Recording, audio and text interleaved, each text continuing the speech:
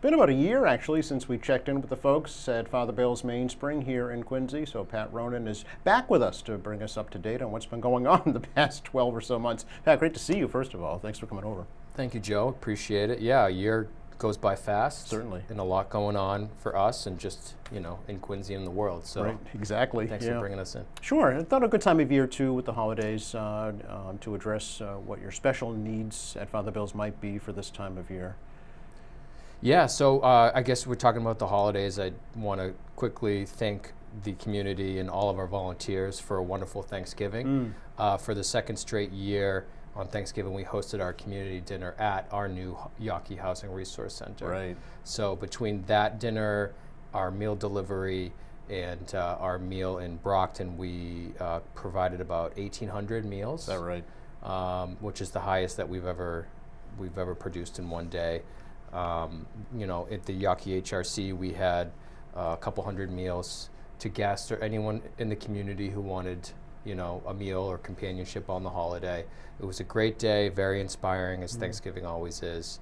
And then in Quincy, we delivered around 300. Let's see, it's 762 meals in Quincy. Delivered to people's homes. Yeah. Yes, Wow. so about 380 of those were to the Quincy Housing Authority tenants. So that's something that we have really built up over the last few years is for those who can't make it to the community meal, we want to make sure that they do have that traditional Thanksgiving feast, which is catered, and turkey, all the sides, and we have all these volunteers who come, and we run a really cool operation where people come, pick up their box of meals, and then go out and deliver them. So it was a special day, and now we're moving on to the rest of the holiday season. Right. How do you find these folks, Pat, that are in need of these meals and these services? How does that outreach work? It's a good question because every community is really different. Yeah. In Quincy, we're fortunate to have a really nice partnership with the Quincy Housing Authority. They know, yeah. They know, and they put it out to their tenants and anyone who's in need of a meal. They help us facilitate those deliveries. And I think this year, actually, it was a little more efficient where we just dropped off the meals and they sort of went the extra mile to kind of make sure that they were able to access it. So in Quincy, we have a great partnership with Quincy Housing Authority.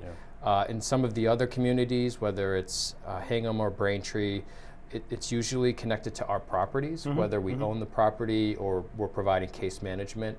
We'll reach out to the participants and ask if they want a meal.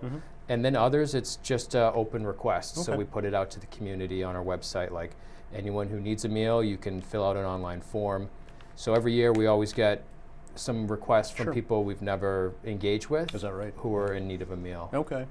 Years ago, around Thanksgiving, Father Bill's would be doing outreach asking for turkeys. So how does it happen now? I know it's much more formal, I guess, if you will. Yeah, so that was you look back at how things can change or how things did change during COVID. That was really one of the bigger changes for us was where we did accept a lot of donations of turkeys and desserts. It was quite an effort to basically promote and then collect all of those items. When we went to primarily delivery and not in person during COVID, we decided to cater it because it was just more efficient. Gotcha. And so we feel like that's a good model. Yeah. And so instead, and people still drop off turkeys and pies. Yeah. The Boston Bruins Foundation, Colwell Banker, East Elementary School in Hingham, they all delivered a bunch of pies. So we definitely get an abundance of food donations. But certainly we don't do the large call out for turkeys because the catering takes care of that. Yeah, no, I understand. I thought you might want to mention some of the bigger donors that helped out, with the food deliveries and with the donations as well. Yeah, we're very fortunate. We have a Thanksgiving fund that we raise between $15,000 and $20,000 every year. That's great. To fund Just the for that, catering. yeah. So yeah, it never ceases to amaze us.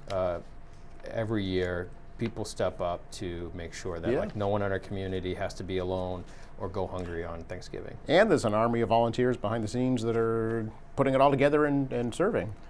That's right, and Yeah. actually, like that whole Thanksgiving week is sort of a volunteer week for us because a lot of the delivery logistics have to happen beforehand. Sure.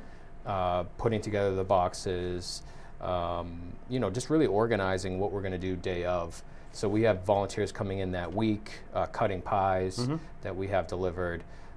So we had some board members come the day before Thanksgiving and some other volunteers. And it's great because you kind of feel like you kind of have that inspiring feeling all week. And then, of course, the day of, we have, dozens of volunteers who come and help with the in-person meal. Exactly. Which is wonderful because we have the same families we've had for, it feels like over a decade, where these kids that I remember when I first started 8 years ago, seeing them, and they were little kids, Right. and now they're in, college. Freshman in college or something, yeah. And it's like, wow, that's so cool that that tradition is carried on, and also reminds you of, how old we all get. Well, there's that too. Yeah. So Christmas is next. What do you need for Christmas? So we were very fortunate. We had some great community support, and we had our holiday shopping days at the Yawkey Housing Resource Center on Tuesday of this week. So what was it, December 17th, where we had items that our shelter guests could basically have the shopping experience with the decorations and the holiday music, and they may not be in a position to go out and pick up something for their loved ones. So we want to give them that opportunity so they can get into the holiday spirit. Yeah. Some people who have kids, they able to pick from a toy that Nice. they can wrap Yep. and provide to their loved ones over the holiday. And then generally from here on out, for the last home stretch, we really suggest that people who are interested in supporting us think about gift cards. Sure. And I know that Yep. isn't quite as exciting Well, sometimes. Right. Well, but it is practical and convenient, and that can mean a lot too for somebody who needs the basics. Definitely. Yeah. It provides flexibility. So if it's given to a family that might need a winter coat for Exactly. their child, Right. or they might need to go grocery shopping. Yes. You can get the right size. You can get the right types of food. Exactly. And you can do it on your schedule. Yep. Yeah. So we always ask for gift cards. Okay. Obviously, cash donations would Sure. help us out because, the holidays is really sort of entering the cold season, and our census is really spiked, both Is it really? at the Quincy Housing Resource Center and at our Brockton Mainspring House. We're seeing about 180 people per night in Quincy right now. It's about 40% higher than it was last year at this Really? time. Same trends in Brockton and at our seasonal shelter in Plymouth. So that those cash donations really go a long way to help us be able to expand our capacity and fill that funding gap, because we're funded for a certain amount of beds at each of these locations, Right. and we're always in overflow. Yeah. So we ask for cash donations, gift cards, and then for the guests, a lot of people ask, what should we bring? Right now, the big need is heavy gloves, winter gloves, and heavy winter socks. Okay. So it's common for people to do a sock drive or a glove drive, which is great. We'll accept them. But in terms of like the most pressing need as it gets cold, the heavy duty winter ones are the ones that ultimately are going to help keep people warm, or with some of our outreach, connecting with people who are deciding to sleep outside. Okay. All right. So 180 at the Yawkey Resource Center. Is that at capacity? Is that 100%? Yeah, so It we're is, funded for 125 beds. Okay. We have the capacity to bring everyone in. Yes. But what that means is in our dining room, we have 21 people per night who are on mats, overflow mats on the ground. Still, huh? Even today. Yeah. Okay. Yep. Yeah. And then another additional 20 to 30 people who are basically sitting in a seat all night. It's called the warming center model. Okay. It allows us to bring everyone in so no one has to be outside. Of course. But to follow local code, and we can't fit that many mats in one room. So understand. what we do is we kind of split the room, and there will be overflow mats, and then the other side is the warming center where people have to stay seated for the night. We of course think that the long-term answer to that is more housing.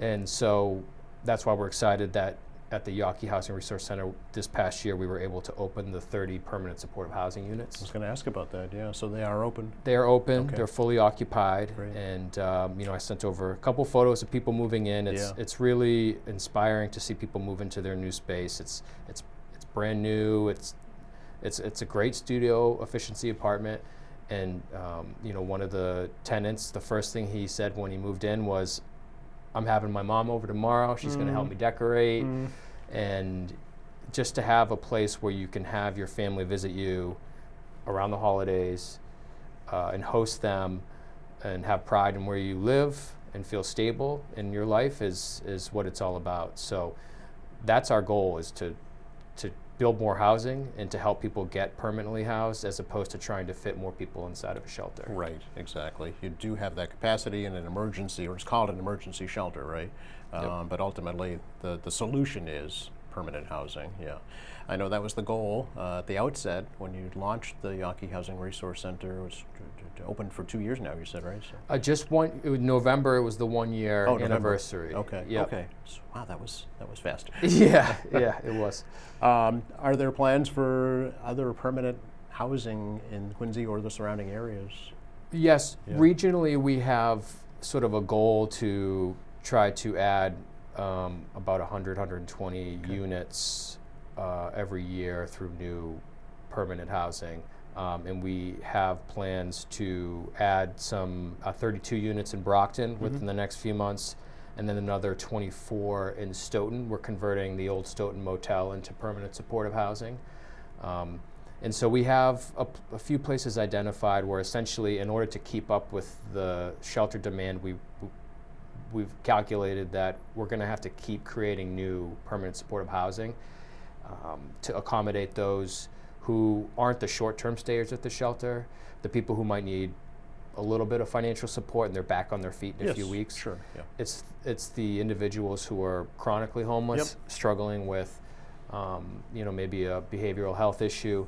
Our elder population has increased significantly over the past decade, so people who are retired and living off of fixed income and who may have a physical disability, it's going to be really hard for them to get into mainstream housing. So they are in shelter long term. We need to continue to create the permanent housing so they can, first of all, not be in the shelter, but also be able to live in retirement and comfort. Yeah. So that's, is there enough new housing? Of course not, but the whole state and the whole country is dealing with that crisis right now. But we're proud that we're able to at least try to build new units locally. Absolutely, yeah. You're doing the same thing in Brockton, right? A similar resource center there. We are. The Smith Family Housing Resource Center is what it's called in Brockton. Will open by early March. Okay. So we'll be, cutting the ribbon on that in a ceremonial event next month. And the housing there is called Yawkey Hall, because the Yawkey Foundation is once again has generously decided to be a lead donor on that project. It's amazing, yeah. So we're very excited. There's a big need in Plymouth County and in Brockton with the outdoor population and the unsheltered population to add more housing, because it'll be filled right away. Even the Yawkey Housing Resource Center in Quincy, the first few tenants who moved in, I was there on move-in day, I think a majority of them had been sleeping outside. For various reasons, they decide to not sleep in shelter, and those are the individuals who we try to get right into housing. And so that was the case with the Yawkey HRC. Yes, yeah. So it is working. I mean, the goal is happening. It's just slow, and it's just not enough, it sounds like. Yeah, it's a really difficult crisis to come up with a quick solution. Yeah. But we're confident that the state certainly has prioritized it with the Affordable Homes Act. True, yeah. The housing bond bill that puts aside a good amount of money for new affordable housing, but also permanent supportive housing, specifically for the population we serve. That's really encouraging. And some other, I think it's out there right now. It's no longer I'd say an issue that people aren't talking about. Everyone is talking about the affordable housing crisis. Yeah.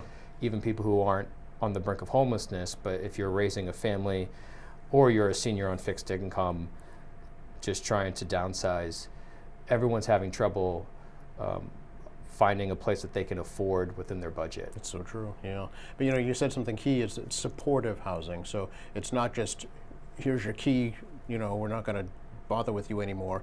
You're dealing with any issues that they have. It's a daycare center now as well, right? So there are activities all day long. It's not just 7 o'clock, you're out the door, I'll see you again tonight. It's a completely different model. It is, Yeah. and I thank you for mentioning that, because one of the things that, of course, the Resource Center has the overnight shelter, Yeah. and it has the new permanent supportive housing. Those are two things that we've done for a long time now. But the day center at the HRC is really the innovative new service delivery model Yes. that we're replicating in Brockton, and has really, what we're seeing is serving as not just a model for other communities in the state, Really? but nationally. Is that right? We've Yeah. had other cities in Massachusetts come take a tour. The city of Worcester, their health officials have Wow. come out multiple times. They're looking to pursue an HRC of their own. Amherst is pursuing a housing resource center to try to replicate our model. And then we had some municipal officials from Kansas. And we had phone calls with some reps from Indiana and Maryland who heard about the model and wanted to learn more. So it's exciting to be the first. Yeah. People learning a lot about what we do. And now that we've been there a year, we're going to start to kind of collect and show the data and how many Yes. people we're helping avoid homelessness. Which is the key. It's yeah. catch it before it starts. Yeah. Exactly, and Yeah. you mentioned the day center. So for those who don't know, we used to be funded just for overnight shelters. Yes. So you'd have to leave at 7 a.m. People would have to, they go work, but if they're not, then maybe they're at their library, they're in the city center. There'd be no place for people to go. Now we have Right. 24/7 operation. We have programs that are based out of our HRC. We have workshops put on by Dove, by the That's Quincy right. Police. We have, education courses about employment, resume building, tech support. The city of Quincy has been great. John Kane, who does their IT, Yes, yeah. he's been teaching courses. That's great. Providing some technology for some of the guests Yeah. who have an interest in it. So it's really kind of building those life skills and addressing some of the barriers that may have helped contribute to the homelessness in the first place. Instead of just treating the symptom, you're treating the cause. Right? Exactly. Simply said, you're getting to the root of why an individual is homeless or may become homeless, to turn that cycle around. Very much in a way like the healthcare system, Yes. and there's so much overlap between housing and Certainly. health stability. Yeah. But when you go to the ER, sometimes the ER is unavoidable, and certainly emergency shelter is unavoidable for some, and we hope to always have that available. Sure. In a perfect world, we wouldn't Need it, right? But in reality, In reality, just like the ER is an emergency service. you break a leg, you need to go to the ER, right? Yeah, Exactly. yeah. And thankfully you have a place to go, but really it's about those outpatient Yes. services, the preventative care. Yeah. That's really our day center, is really like, here are the things that can build in your life skills Yeah. and make you feel more confident to be able to enter housing and be stably housed. Yeah. And speaking of healthcare, Mannett Community Health Center is right at the HRC, right? That's right. Yep. They operate a full service clinic there. It's not just for guests or participants at the resource center, because anyone who's facing a housing crisis in our region can come to the resource center. It's great to know. Yeah. They can. We have showers. We have day lockers. So if you are going on a job interview and don't have a place to stay, Yeah. you don't want to bring everything you have to the interview. You can shower at the resource center. You can leave your bags in a locker, Yes. your medication if you have any, and then come get it at the end of the day. But yes, the health clinic. So anyone who's utilizing our services or just lives nearby who needs some of those services, they have a great team at Mannett. They do tremendous work. It's a great partnership. And I think we'll see, we're going to do the same thing in Brockton with Brockton Neighborhood Health Center. Very good. Yeah. At these community health centers, there's so many shared goals and priorities. So I think we're going to see a lot more of that in the state and across the country, that once we get healthcare organizations and housing providers together, we can cut costs on emergency care and also cut costs by getting people stably housed so they're not ricocheting in and out of the emergency services system, whether it's ambulance, detox, psychiatric Yep. institutions, like these places that end up costing the taxpayer a lot of money. Yes. It's more expensive in the long term to just keep doing that rather than stably housing them right away. Absolutely, yeah. There have been a lot of changes on the board at Father Bill's in Mainspring over the past year. Yeah, so with Quincy Connections, Yeah. actually. So Joyce Hogan, who's been a board member for about 30 years, Wow. long before really most people at Father Bill's time with the agency, maybe except for John Yaswinski, our CEO. Joyce has been on the board, was great friends with Father Bill McCarthy, and has just been such a source of strength and hope and kindness for our mission, and has led us through a lot of changes, a big merger in 2007, as we adopted the Housing First model in 2004, and now more recently pursuing our Housing Resource Center model region-wide. Joyce has been there, and so she recently wrapped up her time on the board, so we want to thank her. Just with having Thanksgiving recently, one of my favorite memories from the year has always been Joyce's providing the opening blessing at Thanksgiving when we were at Christ Church. Oh, yes. And really always just an emotional moment for everybody, because she really puts it all in perspective and how lucky we are to have each other and to have a community when things aren't going so well. Sure, absolutely. We wish her the best.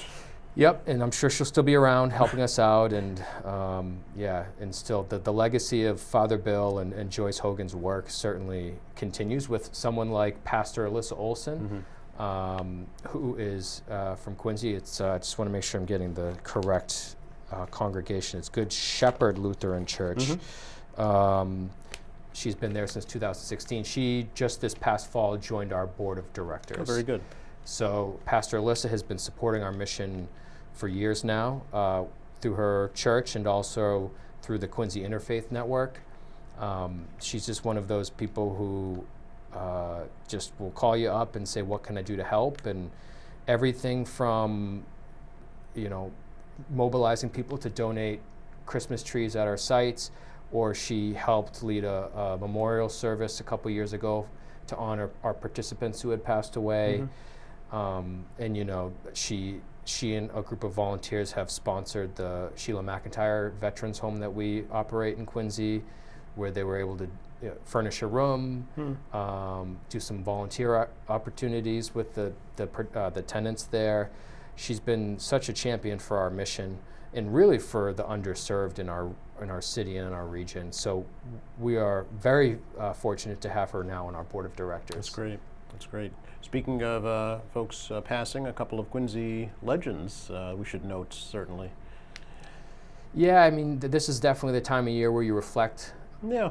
on all the good things that happened over the course of the year, and obviously the things that the people you've lost. And our mission has certainly lost some real leaders. And the city of Quincy has lost some legends, really. George Burke, attorney, politician, basketball star George Burke, Yes. wore many hats. Maybe his most unknown role was philanthropist, and he was such an amazing champion for our mission. Over the course of the last couple decades, he's contributed over $100,000 to our mission. His family, they have become regular supporters. We were really sad when he passed early this year. Right. And then Congressman Bill Delahunt, another Quincy legend, and he was such a fighter for our mission, would always attend our ribbon cuttings, and really was an advocate for the most vulnerable. And at the level of government where nonprofits like Father Bill's don't always have the same clout or presence as some of the other interests that are vying for support. You need someone like Bill Delahunt, and you need philanthropists like George Burke, and you need local public officials. Like, I know it was 2023, but I'd be remiss not to mention Richard Mead, who was on the planning board, and during his tenure, he was so supportive of Father Bill's, the shelter, and the creation of new affordable housing by directing federal funds our way. So he passed away last year, and so it is a time where you look back and you reflect on the support you've received, and it inspires you to continue doing the good work because they believed in you for so long. And even when we're going through a tough time like Overflow Shelter, we know that we have a lot of support in the community. So we just want to continue that work and honor those people's legacy too. I mean, the timing with Frank Bellotti recently passing away, is such a progressive, before it was fashionable to be so progressive, and his family, Mike Bellotti, this is the time of year we usually hear from Mike, and who does a toy drive for us or really? donates some items. So, unfortunately, Quincy has lost some legends here the last year plus, and we're fortunate that we've received support from so many, including those who made their mark in Quincy. Absolutely. I was just thinking as you were speaking about how different communities, different states are looking to you as a model, what Father Bill would have thought, about that. I'm sure, I can't imagine he would ever have envisioned it going, nationwide when he first started in the basement of St. John's Church.